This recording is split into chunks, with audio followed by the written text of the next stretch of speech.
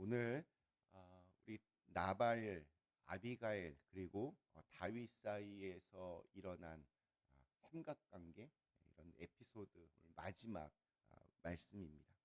우리 어제 읽었던 말씀에서는 지혜로운 아비가일의 말과 행동이 다윗의 상처난 자존심과 또 마음 한 구석에 있던 두려움을 회복시켜 주었다고 했습니다. 그리고 무엇보다 다윗이 잠시 이렇게 잊고 있었던 하나님이라고 하는 단어를 통하여 다윗의 어떤 분노가 가라앉고 또 하나님께 모든 것을 다 맡기는 것이 가장 중요하다는 것을 다윗이 깨닫게 되었습니다. 오늘 읽은 말씀은 이제 해피엔딩으로 마무리가 됩니다. 다윗은 다윗입니다. 이 해피엔딩은 아비가일의 말을 다윗이 무시하지 않고 그걸 귀담아 들었기 때문에 가능했습니다. 우리나라 말 중에 때리는 시어머니보다 말리는 시누이가 더 밉다라고 하는 그런 말이 있습니다.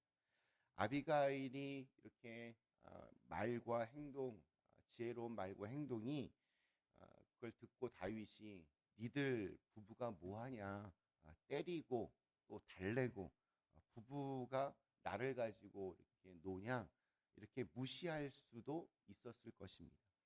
또 여자의 말을 이렇게 무시했던 당시의 어떤 풍습을 볼 때 얼마든지 그럴 수 있었습니다. 뿐만 아니라 지금 다윗을 따르고 있는 400명의 준무장 군사들이 칼을 차고 뒤에서 다 이것을 지켜보고 있습니다. 남자가 칼을 뽑았으면 무라도 잘라야지 여자의 말에 바로 꼬리를 내리면 조금 전에 이렇게 버럭 화를 내었던 다윗의 체면이 이게 말이 아니게 되는 것입니다. 그런데 다윗은 아비가일의 말을 듣고 오늘 무엇이라고 말합니까? 우리 32절, 33절의 말씀입니다. 다윗이 아비가일에게 이르되 오늘 너를 보내어 나를 영접하게 하신 이스라엘의 하나님 여호와를 찬송할지로다. 또 내 지혜를 칭찬할지며 또 내게 복이 있을지로다. 오늘 내가 피를 흘릴 것과 친히 복수하는 것을 내가 막았느니라. 다윗은 자신의 잘못을 인정했습니다. 그렇게 할 수 있었던 이유는 하나님께서 아비가일을 나를 위하여 하나님께서 보내셨다라고 그렇게 여겼기 때문입니다. 다윗의 잘못을 지적하기 위해서 아비가일을 사용하신 것을 깨달은 것입니다. 하나님께서 이런 섭리와 인도하심이 지금 나에게 있구나라는 것을 알았습니다. 하나님은 때때로 이렇게 주변의 사람들을 통해서 내 옆에 있는 사람들을 통해서 우리에게 필요한 말씀을 하시기도 합니다. 그래서 잘 이렇게 귀담아 듣는 경청의 태도가 굉장히 신앙적으로 아주 중요한 자세라 말할 수 있습니다. 우리 부모로서 그럴 때가 있습니다. 자녀에게 그냥 버럭 화를 냈는데 이렇게 자초지정을 이렇게 다 나중에 이렇게 듣다 보니 내가 좀 과했구나, 내가 좀 지나쳤구나 이런 생각이 듭니다. 그러면 그럴 때 어떻게 하십니까? 내가 잘못한 것 같지만 부모라는 그 자존심 때문에 어딜 어른에게 말대꾸하냐며 여기서 물러나면 안 된다고 계속 밀어붙이는 스타일이십니까? 아니면 내 자녀라고 해도 내 성급한 판단을 인정하고 또 이렇게 잘못했다고 용서를 구합니다. 사람들은 다른 사람의 말을 이렇게 잘 듣지 않습니다.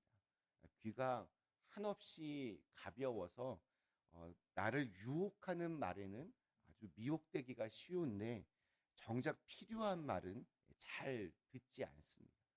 그나마 자신이 좀 그래도 좋아하고 또 존경하는 사람의 말은 조금 듣지만 나보다 좀 미치다, 나보다 못하다라고 하는 사람들의 말에는 귀를 기울이지 않습니다. 네가 뭘 안다고 감히 나한테 하면서 이렇게 무시합니다. 그러나 하나님은 우리에게 다양한 방법으로 또 다양한 사람들을 통하여 말하실 수 있습니다. 성경에 하나님은 우리 안에 들어와 계신다라고 했습니다. 느낌으로 알 수 있는 것이 아니라 그것을 믿음으로 받아들이는 겁니다. 우리 안에서 계속해서 말씀하십니다. 설교를 하는 시간에, 듣는 시간에, 말씀을 읽고 묵상하는 시간에 말씀하시기도 하지만 사실 매 순간 계속해서 우리에게 말씀하십니다. 때로는 우리 자녀들의 입을 통해서도, 또 아내와 남편의 입을 통해서도, 이웃과 친구의 입을 통해서도 말씀하실 수 있는 하나님이시다. 이걸 우리가 꼭 좀 기억했으면 좋겠습니다. 다윗이 그동안 지켜왔던 선으로 악을 이기라. 하나님이 재판관이 되셔서 하나님이 심판하실 것을 믿어야 한다. 이러한 원칙을 아비가일 덕분에 지킬 수 있게 되었습니다. 하나님께서 이 아비가일을 통해 말씀하셨음을 들을 수 있었기 때문에 마귀의 함정에 빠지지 않을 수 있었습니다. 다윗은 이 아비가일의 말을 하나님의 말씀으로 새겨듣고 나발의 집안을 박살내기 위하여 들었던 칼을 내려놓고 다시 자기의 처소로 돌아갑니다.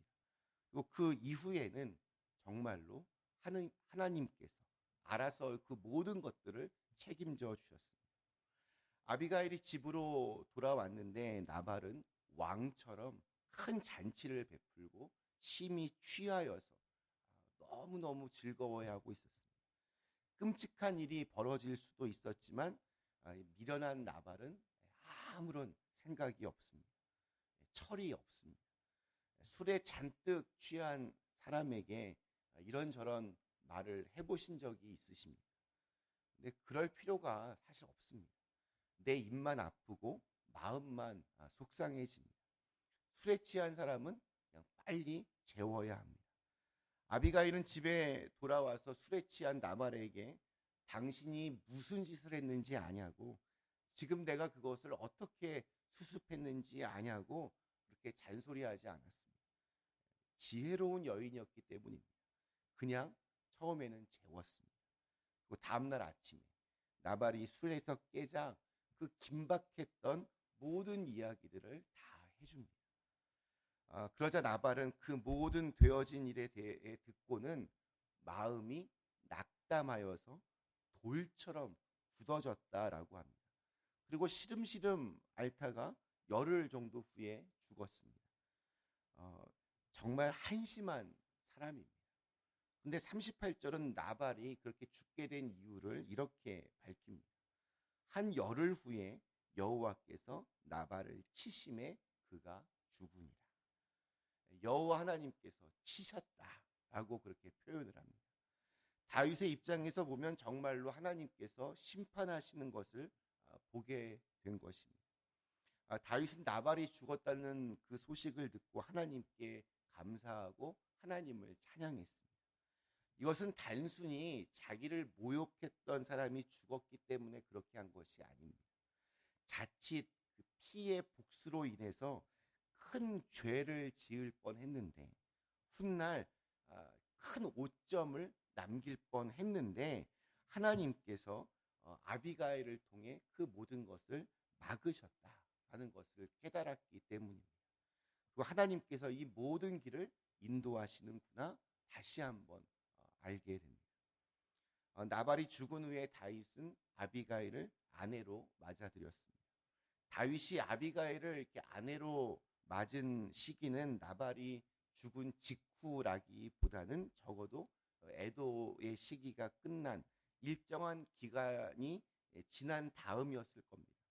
왜냐하면 그 다음에 아히노암이라고 하는 두 번째 부인도 등장하고, 또 원래 첫 번째 부인이었던 미갈도 다른 남자에게 사울이 시집을 보냈다라는 구절이 나오는 것을 볼 때 가족의 이야기가 첨가가 되면서 함께 이렇게 나온 것 같습니다. 그러니까 사무엘상을 쓴 이 저자는 어떤 시간적인 어떤 차이보다는 아비가일이 나발이 죽은 후에 다윗의 아내가 되었다, 그 사실에 더 초점을 맞추고 있는 것입니다. 다윗은 아비가일의 그 지혜를 귀히 여겼고 또 그의 선한 마음을 참 좋게 여겼습니다. 옛날에 과부가 된다라고 하는 것은 당장 그날부터 먹고 사는 문제부터 이제 큰 어려움을 겪어야 했습니다. 그래서 성경은 늘 고아와 과부를 돌봐야 한다라고 우리에게 가르칩니다. 아비가일은 하루아침에 과부가 되어서 고단한 삶을 살 뻔했는데 나중에 왕의 아내가 되었습니다. 오늘 저희가 읽은 말씀 가운데 우리는 하나님의 그 보이지 않는 손을 우리가 볼 수 있습니다. 지혜로운 아비가일은 자신도 모르는 사이에 하나님의 귀한 도구가 되었습니다. 하나님은 그녀를 통해서 생명을 지키고 평화를 이끌어내었습니다. 미련하고 악했던 나발은 흥청거리며 잘 먹고 잘 사는 것처럼 보였지만 결국 하나님의 심판을 받아서 너무나 허망하게 그렇게 죽었습니다. 다윗은 자칫 피해 복수를 할 뻔했지만 하나님께서 그 길을 막으셨고 나가서 큰 어려움에 빠진 이 아비가일을 돕는 사람으로 그렇게 인도하셨습니다. 사무엘상 오늘 25장에 기록된 이 모든 일들이 주님께서 함께 하셨고 또 합력하여 선을 이루신 것입니다. 다윗은 하나님의 일하심을 또 한 번 경험했습니다. 주님은 우리가 미처 생각하지 못한 부분까지 이렇게 채우셔서 가장 아름다운 그림을 완성하실 것입니다. 이 충만한 은혜와 또 인도하심을 우리의 삶 속에서 날마다 느끼고 또 경험하고 믿을 수 있는 우리 그린빌 가족들 다 되시기를 주님의 이름으로 간절히 축원합니다. 잠시 함께 기도하시겠습니다.